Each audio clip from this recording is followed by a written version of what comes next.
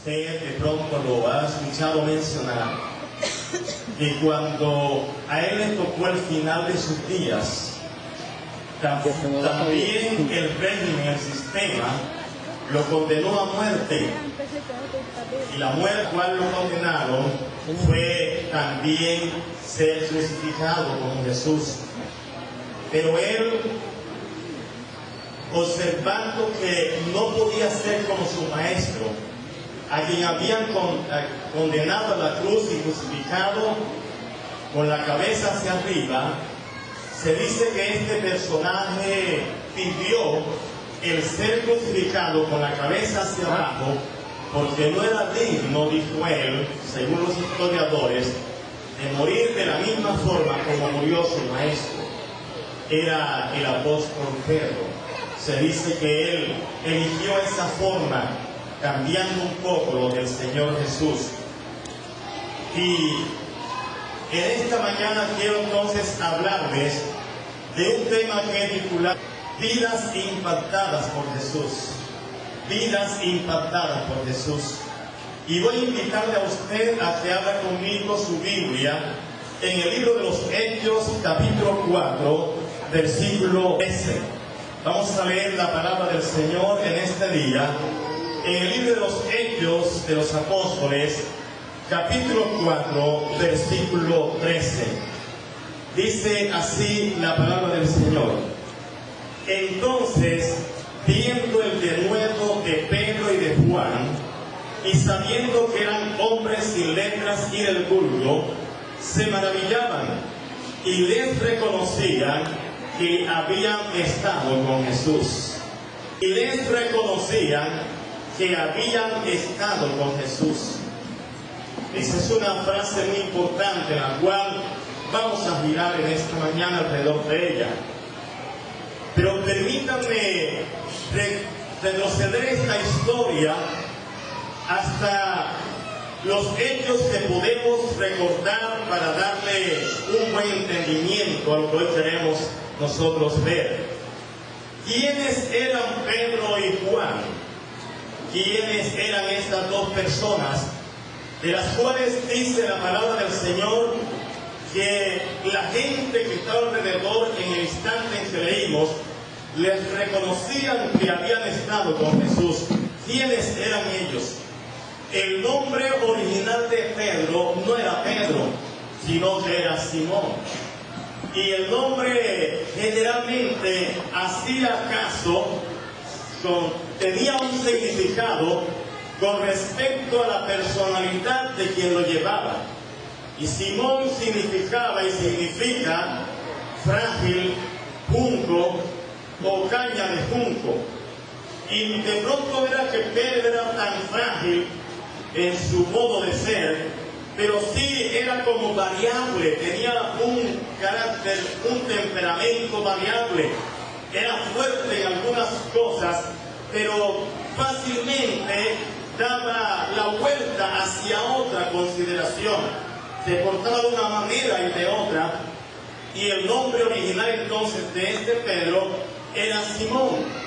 La Biblia dice que Pedro tenía un hermano en el equipo de Jesús que conoció antes a Jesús, y que se dice que este hermano de Pedro era discípulo antes de Juan el Bautista, y este hombre se llamaba Andrés. Los dos eran hijos de un mismo padre que se llamaba Jonás. Ese era Pedro, y por las características de su primer nombre, se dice que era un hombre de pronto inestable, pero temperamental. ¿Y qué ocurre? ¿A qué se dedica él? Si estamos haciendo como una pequeña biografía, tendríamos que decir que el oficio de Pedro, a lo cual él se dedicaba, era pescar, o sea que era un pescador. Pedro era un pescador, o sea que llevaba una vida de pescador, que tenía un vocabulario de pescador, tenía las costumbres de un pescador.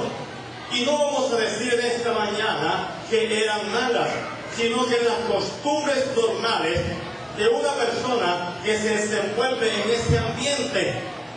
Imagínense entonces quién era Pedro, cuando inclusive su nombre original era Simón. Era un hombre metido en ese grupo de pescadores, de la gente que en el grupo es normal hablar un vocabulario que se acondiciona al grupo de ellos.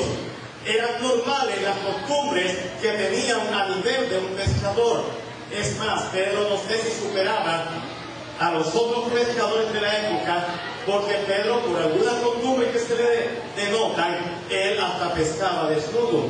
Entonces imagínense quién era Pedro cuando su vida todavía pertenecía a un hombre llamado Simón, el nombre original de él. Jesús, cuando encuentra a Pedro, él lo llama y entonces ya no le llama Simón, sino que le cambia el nombre. Una de las cosas que hace Jesús con Pedro es que le cambia el nombre. Él dice, ya no te vas a llamar más Pedro, perdón, no te vas a llamar más Simón, ahora te vas a llamar Pedro. Y usted sabe que Pedro significa roca o pedazo de roca. Ahora le va a dar fuerza, le va a dar vigor, le va a dar otra connotación. Entonces le cambia el nombre y ahí lo encontramos nosotros en Mateo capítulo 16, versículos 18 y 19.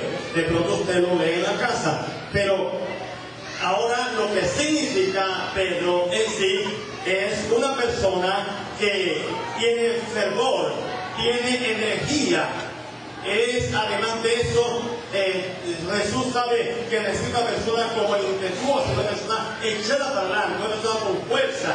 Y por eso ya no vas más como Simón, como caña que dobla, sino como Pedro, como un pedazo de roca, como alguien fuerte. Eso es lo que Dios quiere hacer con nosotros también. Cuando hablamos de Pedro, entonces vamos a hablar de ese personaje. Pero los dos hombres de los cuales leímos en ellos, el otro es Juan. Juan también perteneció al equipo de Jesús. Tenía un hermano dentro de ese equipo, se llamaba Jacobo. Y también se dice que el padre de los dos era Zebedeo. Y también los dos eran pescadores. O sea, ya vio quiénes son los personajes de los cuales vamos a hablar. Y si hablamos de las características de Pedro como pescador, tendríamos que decir que eran las mismas de Juan como pescador, porque aún ellos eran compañeros de trabajo. Se dice que Zebedeo era un hombre que tenía embarcaciones, que tenía una industria de pesca, y Pedro se alió a ellos para trabajar con Jacobo y Juan, y encontrados allí por el Señor, los llamó al ministerio. Ese es lo que se dice de ellos. Juan fue considerado como el discípulo amado, quien estuvo más cerca de Jesús, el discípulo amado. Ahora, la vida de estos dos hombres, cuando Jesús los llama, debe sufrir un cambio. Debe operarse un cambio en ellos. Cuando Jesús los llama. Los dos son pescadores. En el ambiente que se mueven, podemos nosotros que estamos a orilla del río Grande, saber qué es lo que pasa en una colonia de pescadores. Pero Jesús un día se aparece y los llama y les dice, ustedes van a ser pescadores de hombres. Pero ellos siguen dentro de lo normal y natural, aún dentro del equipo de Jesús. Hay un proceso y hay una etapa de cambios que se va dando en la vida de estos hombres. Cuando Jesús llega a la vida de ellos, la vida de ellos comienza a ser de alguna manera impactada por lo que ven en su maestro, por lo que ellos saben que ahora va a ser un contraste entre lo que eran y ahora lo que son o van a ser. Ya no puede seguir siendo lo mismo. el Señor comienza a mostrarles una vida diferente. El Señor comienza a mostrarles un vocabulario diferente. Y aún todas esas cosas en ellos comienzan a cambiar. Y entre más cerca están de Jesús, la vida de ellos es más transformada todavía.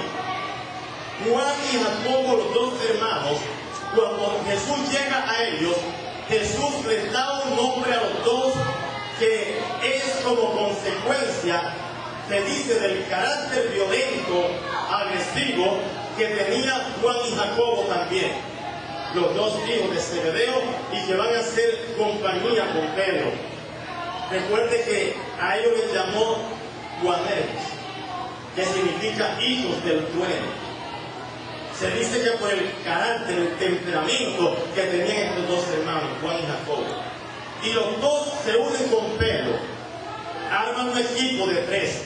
Ese equipo de 3 personas es el equipo que más cerca está de Jesús, a pesar de lo temperamental, a pesar del carácter que ellos tenían, es el equipo que más cerca está de Jesús.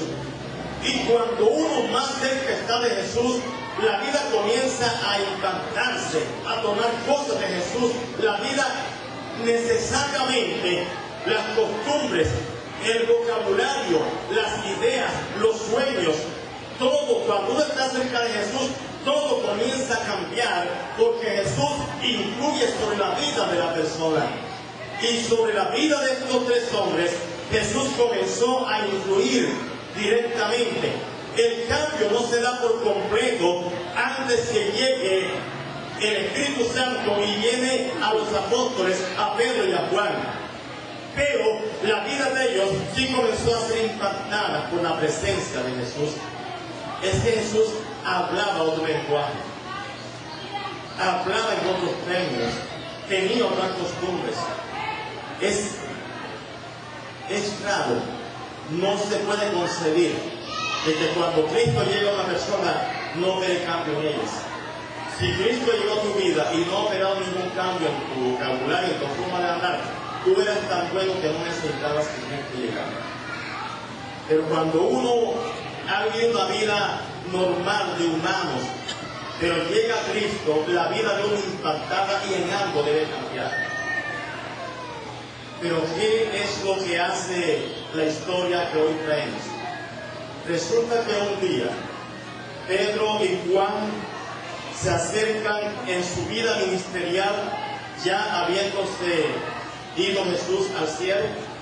Ellos se acercan en su vida ministerial a la costumbre de orar en el templo. Y cuando ellos van al templo, delante del templo, en la puerta del templo, hay un hombre cojo allí, que lo colocaban allí para que pidiese limosna. Esta es la historia. Cuando Pedro y Juan se acercan allí, el hombre extiende su mano pidiendo una limosna y espera recibir de ellos algo. Pero Pedro y Juan, mirándolo, conocemos la historia, le dice: no tengo plata ni oro, pero lo que tengo te doy. En el nombre de Jesucristo de Nazaret, levántate y anda. Y aquel hombre se le afirmaron los tobillos y entonces se puso bueno completamente y entró con ellos al templo de Israel andando y saltando, iba lleno de alegría. Pero el haber hecho este milagro le formó una revuelta con los principales sacerdotes y con la clase dominante de la época. Y en un momento los llevan ante el concilio, les hacen una reunión ante los principales gobernantes de aquel momento. Y cuando están allí, entonces Pedro comienza a hablar, comienza a dar como un discurso delante de ellos. Ya lo había hecho en el pórtico de Salomón, y como 5,000 personas, que no es cualquier evangelista que se la gana en una campaña, se habían recibido al Señor. Y después los llaman a una reunión y los meten en la cárcel y ya es de tarde. Y como ya era de tarde, no pueden hacer un juicio ese mismo día. El siguiente día temprano, los sacan de la cárcel y los llevan a un auditorio donde están los principales sacerdotes, está Anás, Caifás y toda la familia de ellos, más todo un pueblo que se ha congregado. Y aquí comienzan a hacerle un juicio a estos dos hombres. Y él y Pedro, entonces lleno del Espíritu Santo, comienza a hablar. Y les dice: ¿por qué ustedes están así tan alarmados por el milagro que se ha hecho en un hombre? Si lo ha hecho es Jesús. Si es Jesús a quien ustedes se entregaron y mataron, a quien cambiaron por un homicida, en el nombre de ese Jesús se ha hecho este milagro en este hombre. Y comenzó a hablarle de la historia que habían hablado antes, la palabra profética, de todos los profetas que habían hablado acerca de Jesús. Y aquella gente está escuchando todo lo que Pedro dice. Y expresa la palabra en el versículo 13 del capítulo 4 de ellos, donde leímos: entonces viendo el denuedo de Pedro y de Juan, y sabiendo que eran hombres sin letras y del vulgo, se maravillaban y les reconocían que habían estado con Jesús. Era algo raro. ¿A qué universidad habían ido? ¿En qué escuelas se habían formado? Lograron sostener un discurso a alto nivel. Y la gente que está enfrente es gente muy preparada. Y dice la Biblia que viendo el denuedo de Pedro y de Juan, y sabiendo que eran hombres sin letras y del vulgo, se maravillaban y reconocían que habían estado con Jesús. Reconocían que había un cambio, que las vidas de ellos habían sido impactadas por Jesús. ¿Por qué? ¿Por qué? ¿Qué pasaba allí? La gente hizo un contraste entre la vida anterior de Pedro y Juan y la vida de ahora. Debe haber un cambio. Cuando Cristo llega a una persona, debe haber un cambio. Si no hay cambio, o no ha llegado, o la persona no ha dejado que Cristo lo cambie. Pero debe haber un cambio. Hicieron un contraste, una comparación. Conocían a Pedro y a Juan en su vida pasada, lo conocían. Conocían a estos dos personajes. Ellos sabían que dos características que estaban allí en ellos, ahora es totalmente diferente. Que tenían dos características anteriores que ahora totalmente están cambiadas, están transformadas. Dijeron: estos hombres son hombres sin letras y del vulgo. ¿Qué significa la expresión sin letras? Estos hombres son unos hombres sin letras. Estos hombres son unos hombres sin letras. Son unos hombres que no tienen una alta preparación académica. Son unos hombres que no han sido graduados en ninguna de las escuelas famosas de la época. Son hombres que no han sido preparados para estar a este nivel. Se dice que el cristiano es el mejor comunicador que hay. Y aunque tú no estés preparado por la universidad, por todo lo que puede ser una escuela, esas preparatorias, tú tienes la capacidad de comunicar las cosas y de comunicar el mensaje. Y era lo que pasaba en Pedro. Los escuchaban hablar. Esta gente de pronto lo que pensó es: ahora estos vamos a llevarlos aquí al concilio, vamos a reunirnos con la gente de más alto nivel, y seguro que allí cuando lleguen no van a tener palabras para decir nada, los vamos a acorralar, los vamos a acusar, y ni siquiera van a tener oportunidad ni palabras para defenderse. Pero cuando Pedro y Juan comienzan a hablar, ellos dicen, bueno, pero si conocemos la vida anterior de ellos, ¿quiénes eran ellos? Eran pescadores, eran personas no preparadas de la academia, eran personas que no tenían ese fundamento para estar en un grupo de personas de ese nivel. Entonces dijeron, son personas sin letras. Sabían que eran personas sin letras. Entonces, ¿cuál es tu problema? ¿Cuál es tu problema entonces? Que dicen, yo no puedo hacer esto, yo no puedo predicarle a nadie, yo no puedo hablar de Cristo, yo no puedo, no tengo palabras, yo no sé orar. Hay gente que dice, hay cristianos que dicen, yo no sé ni orar. Si no sabes orar, tendrás que ser mudo, porque el que sabe hablar, sabe orar.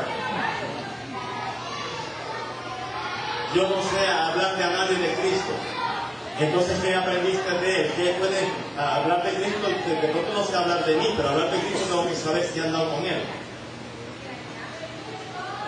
Y esa es la diferencia entre la vida de Pedro y Juan ahora y la vida anterior.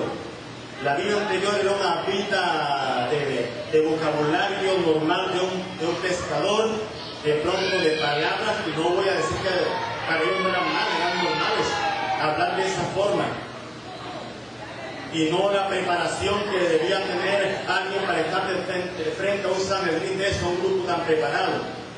Y ellos viendo el denuedo, ¿qué es el denuedo? ¿Qué es el denuedo?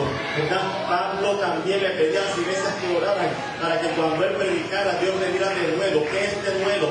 Es el fluir de la palabra, es que tú tengas la palabra aquí, es que puedas predicar un mensaje, es que tú no te quedes callado, es que tú tengas siempre la palabra en tu boca. El fluir de la palabra es que esté a flor de labios. De unas personas que antes no se comportaban de esa manera, ahora ven el denuedo de Pedro y de Juan, ven que hay un cambio en su vida, se dan cuenta que hay una transformación, viendo el denuedo de Pedro y de Juan, y sabían que eran personas sin letras. Entonces no hay excusa. Yo no estoy diciendo de pronto que ellos eran analfabetas, que no sabían leer ni escribir. Eso es posible, pero también es posible que no sea así. Por lo menos debían saber leer y escribir. Bueno, está bien, pero no, lo extraño, lo raro, es que ellos estaban hablando, teniendo un mensaje, y estaban disertando acerca de una historia, de algo que con fluir de palabra, con denuedo, la gente estaba escuchando. Y no podían negar eso, viendo el denuedo de Pedro y de Juan, y sabiendo que eran personas sin letras. O sea, no está a la altura, esto no puede decir esto, no, aquí algo raro está pasando, decía. Viendo el denuedo de Pedro y de Juan, sabían que eran personas sin letras, y dijeron, y del vulgo, ¿qué es eso? Ya sabemos que sin letras son personas no preparadas académicamente, no a la altura por lo menos que Anás, Caifás y los principales sacerdotes estaban escuchándola. Creían que no debían estar a esa altura porque eran personas sin letras. Pero también dijeron, son del vulgo, vienen de allá. ¿Qué significa eso? Ser una persona del vulgo. Son personas común y corriente. No es para que estén a este nivel. Es que cuando tú llegas a Cristo y Cristo llega a tu vida, Dios te sube de nivel. Ya no perteneces al mismo nivel. Tú eres capaz de sostener una conversación, eres capaz de predicarla a cualquiera. Ya no hay auditorio que tú no puedas manejar. Pedro y Juan, dos personas del vulgo, del común de la gente de a pie, de la gente normal, de la gente que no tiene la preparación intelectual suficiente, de la gente que se relaciona con el pueblo, que huele a pueblo. Son personas del vulgo. Dijeron, no es posible que estén hablando de este nivel. Este nivel se reserva para los principales sacerdotes, para los escribas, para la gente que conoce esto. Pero ¿cómo es posible que esta gente sin letras y del vulgo esté a este nivel? Es que Dios siempre ha querido llevar su pueblo a un nivel superior. Dios te ofrece mejores niveles aún de comunicación. Notaban que en Pedro y Juan se había operado una transformación, un cambio. ¿Saben que eso debe notarse en la vida de hoy? La Biblia dice que les reconocían que habían estado con Jesús. Les reconocían que habían estado con Jesús. Porque en la vida de ellos había un cambio, era una vida diferente. La vida anterior a cuando Jesús llegó a ellos era diferente a la de ahora. Y es que cuando Cristo llega a uno, todo de uno se convierte, se transforma. Todo debe transformarse. Todo. La vida de Pedro había transformado hasta su vocabulario. Recordaba y lo comenzaban a acusar, a él lo delató por su forma de hablar. Él tuvo que comenzar a maldecir, y también llegó una criada y dijo: tú también estabas con él porque tu forma de hablar se descubre, tu forma de hablar cambió. Tú no hablabas así, tú hablabas de una